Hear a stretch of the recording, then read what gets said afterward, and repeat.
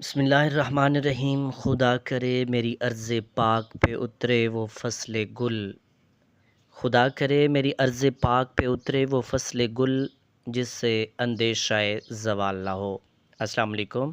وہ تمام لوگ جو ایجوکیٹرز کی ریکروٹمنٹ کا شدت سے انتظار کر رہے تھے، ایجوکیشن منسٹر رانا سکندر حیات نے ایجوکیٹرز کی بھرتیوں کی ایک بار پھر تازہ ترین یقین دہانی کرا دی ہے۔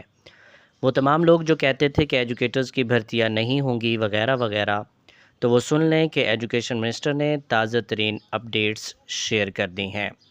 میں نے اپنی لاسٹ ویڈیو میں بھی آپ کو بتایا تھا کہ اگلے ماہ یعنی جولائی میں ایجوکیٹرز کی ریکروٹمنٹ شروع ہونے جا رہی ہے، اور ساتھ ہی بتایا تھا کہ ٹرانسفر بھی اوپن ہو جائیں گے۔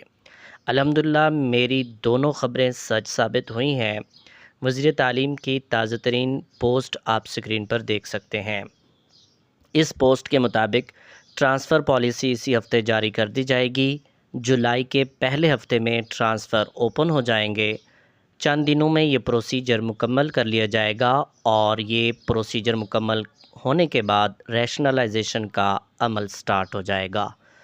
ٹرانسفر اور ریشنلائزیشن کا عمل مکمل ہونے کے فوراً بعد جولائی کے آخر میں ہی ایجوکیٹرز کی ریکروٹمنٹ کا شاندار آغاز ہوگا۔ یہ میں نہیں کہہ رہا، یہ سب ایجوکیشن منسٹر رانا سکندر حیات کا کہنا ہے۔ تیسرے نمبر پر عیدی اور انعامات کا ذکر ہے کہ اچھی کارکردگی دکھانے والے کو عیدی اور انعامات دونوں دیے جائیں گے۔ اب وہ تمام لوگ جو بیجا تنقید کے تیر چلاتے ہیں نظر آتے ہیں، ان کو کلیئر کر دوں کہ اگلے ماہ انشاءاللہ ایجوکیٹرز کی ریکروٹمنٹ کا بھرپور آغاز ہوگا۔ نہ خود مایوس ہوں اور نہ دوسروں کو مایوس کریں، بلکہ ایجوکیٹرز کے ٹیسٹ کی بھرپور تیاری کی پلاننگ کریں، کیونکہ وقت کم اور مقابلہ سخت ہوگا۔